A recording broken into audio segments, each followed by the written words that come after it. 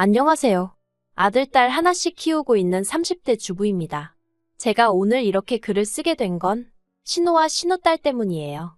어디서부터 어떻게 이야기를 해야 할지 모르겠지만 그래도 일단 적어보겠습니다. 두서가 없더라도 양해 부탁드려요. 학교 선후배로 지내던 남편과 본격적으로 연애를 시작한 건 사회생활을 시작하고 얼마 지나지 않아서였어요. 당시 제 나이 26, 남편 나이 28이었고 남편이 먼저 저에게 한번 진지하게 사귀어보지 않겠냐고 다가왔지요. 그전까지는 그저 좋은 오빠 동생이었는데 하루아침에 갑자기 연애를 하자고더니 당황스러웠던 게 사실이었지만 저도 남편에게 호감이 없던 것은 아니었거든요. 그리고 사실 남녀 사이에 친분이 좋은 선후배니 그런 게 어디 있겠나 싶어요. 다들 어느 정도 이성적으로 호감이 있으니까 알고 지내는 거 아니겠어요? 아무튼 그렇게 남편과 연애를 시작하고 이후로 4년을 만났습니다. 워낙 알고 지낸 시간이 있다 보니 소위 서로 탐색전을 한다던가 그런 건 별로 없었고요. 서로 다투고 토라지고 할 일도 많지 않았네요. 그러다 저도 남편도 좀 더 좋은 조건을 받아 이직에 성공하면서 결혼 이야기가 나왔는데 그게 벌써 몇 년 전 일이네요. 결혼 당시 시댁으로부턴 아무런 도움도 받지 못했고 친정에서는 아파트를 내주셨어요. 왜냐하면 시댁은 영사정이 여의치 못했거든요. 남편과 제가 본격적으로 결혼 이야기가 나오던 시기에 시매부가 하던 사업이 부도가 나네 마네 소리가 나왔고 신우 죽는 소리에 결국 시부모님이 두 분 사시는 아파트를 담보 삼아 대출을 받아주셨다 들었습니다. 그리고 그 액수가 자그만치 3억 가까이 되었어요. 3억이 누군가에게는 별거산인 돈일 수도 있었겠지만 평범한 서민인 남편이나 제 입장에서는 정말 큰 돈이었거든요. 아무튼 그래서 시부모님은 당장 원금의 이자 내기도 빠듯한 생활을 이어나가는 와중이셨기에 저희 결혼하니까 좀 도와주세요 소리를 할 수가 없었습니다. 더 솔직히 말하자면 먼저 그래도 단돈 얼마라도 보태주겠다 하셨으면 좋았을 텐데 아예 이런 방구 그런 말씀이 없으셨거든요. 그러니 더욱이 저희 입장에서도 입이 떨어지질 않았지요. 그리고 상황이 그렇다 보니 남편과 제가 모은 돈이 얼마 있었다고 해도 어디 전세로 가기에도 빠듯한 형편이었습니다. 하지만 월세를 살자니 그건 길바닥에 버리는 돈 같아서 도저히 엄두가 안 나더라고요. 그렇게 남편과 골머리를 앓고 있을 때쯤 친정부모님이 저희를 부르셔서는 당신들이 경기도에 아파트 한 채를 갖고 있는데 거기 세입자가 계약 연장을 안 한다고 하니 거기라도 들어가서 살겠냐고 물어보셨습니다. 그리고 솔직히 저희야 그렇게 물어봐 주신 것만으로도 너무 감사했고 당연히 그렇게 하겠다고 했지요. 그런데 이 일을 가지고 시댁에서 이러쿵저러쿵 말이 나왔습니다. 예단과 혼수 이야기를 나누기 위해 시댁을 찾았던 날 남편이 저희 부모님 덕분에 집 문제가 해결되었다는 이야기를 꺼냈거든요. 그런데 어머님 아버님은 처음에 저희 친정부모님이 아예 집 한 채를 사주시는 걸로 이해를 하셨더라고요. 그래서 제가 그런 게 아니라 두 분이 갖고 계신 아파트에 당분간 임시로 저희가 들어가 살기로 한 거라고 정정해드렸습니다. 그랬더니 어머님이 그런 명의는 어떻게 되는 거냐고 물으시대요. 그래서 명의가 바뀌고 그런 것도 없고 저희는 정말 몸만 들어가서 사는 거라고 했어요. 그랬더니 어머님이 한마디로 치사하단 식으로 말씀을 하시는 거예요. 그리고 제 입장에선 솔직히 황당하고 듣기 거북했지요. 그런데 그때 남편이 먼저 나서서 사위랍시고 빈몸뚱아리로 들어가는데 그만큼 배려해 주신 것만 해도 감사한 일 아니냐면서 어머님께 화를 내더라고요. 그러자 아버님이 남편더러 부모한테 말하는 싸가지가 어쩌고 하셨는데 뭐 솔직히 저는 어떻게 들릴진 모르겠지만 그런 남편이 든든하게 느껴지대요. 아무튼 그렇게 신혼살림을 차리고 이후로 저희 정말 악착같이 살았습니다. 비록 좋은 직장을 다니고는 있었지만 그렇다고 다른 부부들처럼 해마다 해외여행을 간다던가 그런 것도 해본 적 없어요. 물론 속으론 저도 남들처럼 해외여행도 다니고 명품백도 갖고 싶었고 남편하고 같이 비싼 외제차도 끌고 싶었지만요. 하지만 그런 욕구들을 억눌러가며 좀 더 나은 미래를 꿈꾸며 하루하루 열심히 살았네요. 그리고 그런 와중에 아들, 딸을 연년생으로 낳으면서 좀 더 열심히 살아야겠다는 의지를 다지게 되었지요. 그러다 지난해 마침내 서울에 있는 30평대 구축 아파트로 이사를 하게 되었습니다. 친정부모님의 도움도 있었고 대출도 좀 있었지만 그래도 저희 두 사람의 힘으로 장만한 아파트였기에 감회가 남다르더라고요. 그리고 언제 집들이 할 거냐는 시부모님의 성화에 이사한 지 한 달도 되지 않아 집들이를 하게 되었어요. 시부모님과 신우네 가족을 불러서 말이지요. 신우는 집에 들어오는 순간부터 집 좋다는 소리를 여러 번 했는데 그건 신우네는 결국 심해부가 사업을 망하면서 월세를 전전하고 있었기 때문입니다. 그리고 그런 사정을 뻔히 알았던 저희였기에 웬만하면 솔직히 집들이도 하고 싶지 않았어요. 신우가 어떻게 받아들일지도 모르겠고 나름대로 조심스러웠던 거지요. 그런데 다행히 신우는 시샘을 하는 것 같진 않았고 그저 저희의 상황을 무척이나 부러워하는 눈치였어요. 그리고 그런 신우에게 저도 어떻게 반응해주는 게 좋을지 몰라서 적당히 웃어넘겼고요. 그리고 이후로도 신우는 종종 저희 집에 놀러오면 안 되냐고 물어왔습니다. 신우네 딸이 10살이었는데 저희 애들을 너무 보고 싶어 한다면서 말이에요. 솔직히 저희 애들은 시조카에 비하면 한참 어리기도 했고 막상 시조카가 오면 저희 애들하고 사이좋게 노는 편도 아니라 내키지 않았지만 한편으론 애가 지 집이 얼마나 답답하면 우리 집에라도 오고 싶어 할까 싶어서 몇 번 그러라 했습니다. 그런데 그게 지금 생각해보면 화근이라면 화근이었네요. 처음엔 한 달에 한 번 올 때도 미안한 기색을 보이던 신우가 저희가 이사하고 반년쯤 지났을 무렵에는 나 좀 이따 가도 되지? 하고 30분 만에 나타날 만큼 미안한 기색은커녕 무슨 어디 동네 슈퍼마켓 뜨나들듯 오가기 시작했으니까요. 참고로 신우네 집하고 저희 집은 걸어서 20분도 걸리지 않는 거리였는데 그건 어쩔 수가 없는 상황 때문이었습니다. 저희가 사는 동네가 그나마 서울에서 집값이 저렴한 지역 중 한 곳이었고 직장에서도 멀지 않았거든요. 단지 신우네가 근처에 산다는 이유로 몇 천만 원을 더 들여 더 불편한 지역으로 이사를 할 수는 없었으니까요. 아무튼 결국 참다 못한 제가 남편더러 신우가 오는 횟수를 좀 줄였으면 좋겠다고 이야기를 했어요.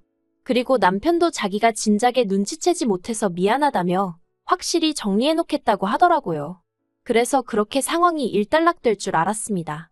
그런데 이게 웬걸. 시부모님으로부터 생각지도 못한 호출을 받고 시댁에 가게 되었는데 거기서 충격적인 소리를 들었네요.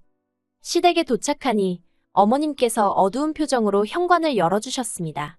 그리고 저는 속으로 어머님 아버님한테 무슨 건강상의 문제라도 생겼나 싶더라고요.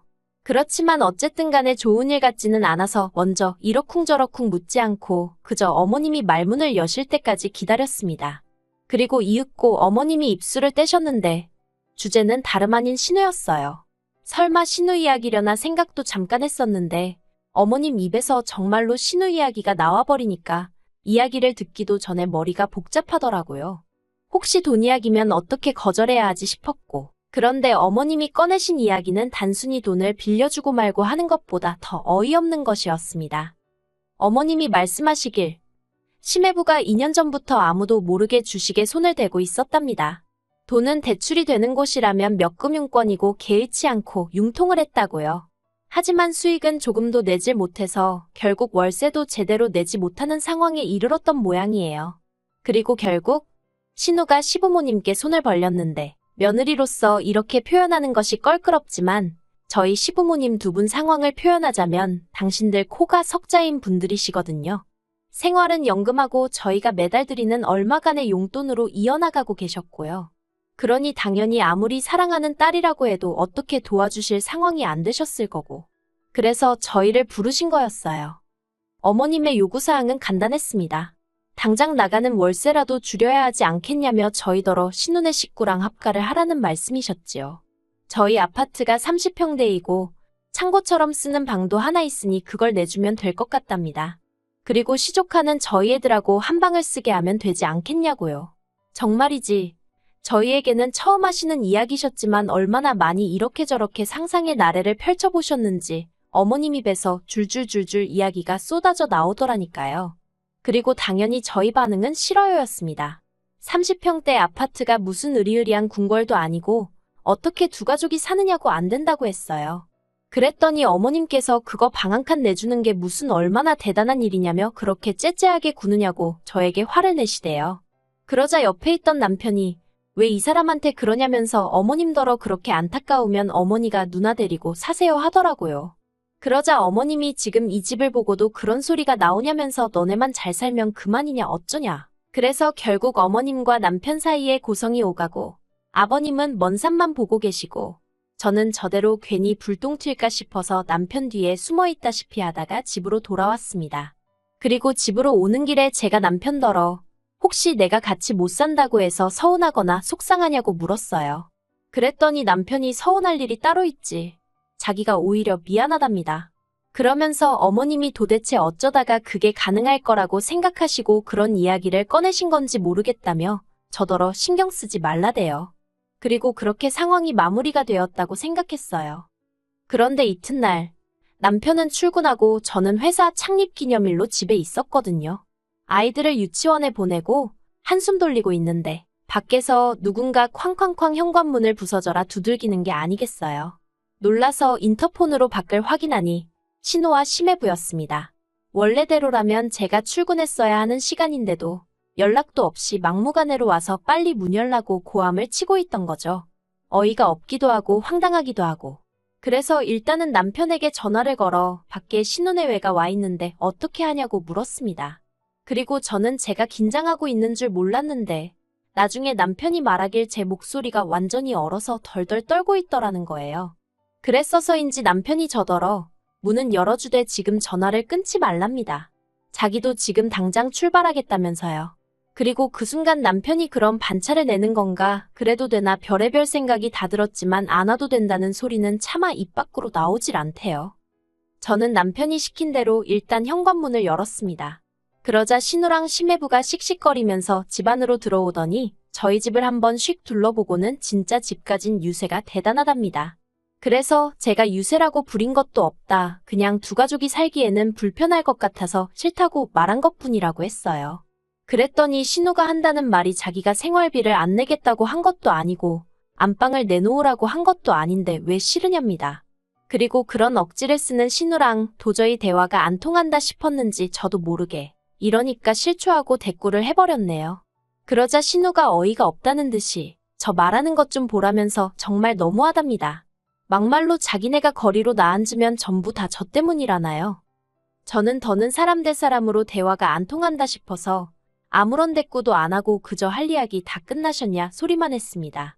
그랬더니 심해부가 앞으로 나서서는 제 어깨를 자기 손가락으로 툭툭 치면서 평소에 착한 척은 혼자 다 하더니 무섭네요 무서워하며 빈정거리대요. 그리고 그때는 남편이 오겠다고 한 지 얼마 되지 않은 상황이었는데도 옆에 없는 남편이 원망스러울 만큼 상황이 무섭게 느껴졌어요. 제가 심해부더러 지금 이게 뭐 하는 짓이냐고 제 몸에서 손 떼시라 했습니다.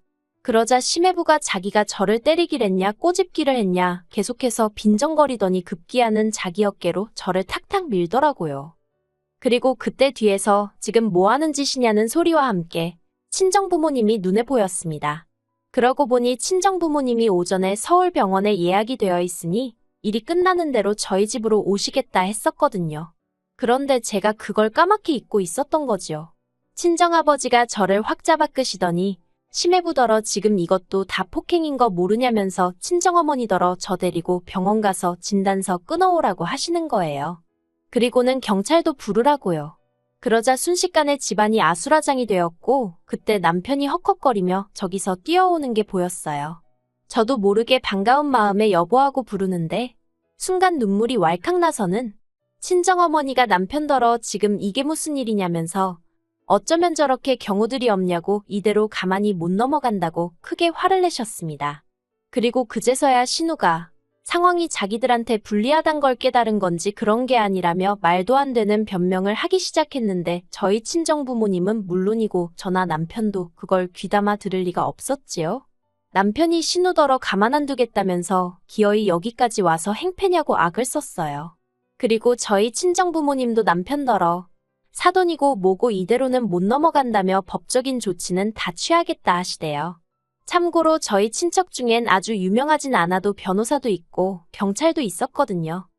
그리고 저희 친정아버지는 말씀하신 대로 신혼예외를 폭행으로 고소하셨습니다. 그리고 제가 이기면 저희 쪽 변호사 비용까지 자기가 다 물어야 한다는 사실을 안 신우가 그제서야 저한테 미안하다며 자기가 순간 눈이 돌아갔었다며 사과를 하고 난리더군요. 그런데 남편이 봐주지 말랍니다. 사람이 순해 보이니까 아주 헛개비로 보고 덤빈 거 아니겠냐면서 끝장을 봐야 정신 차린다고요.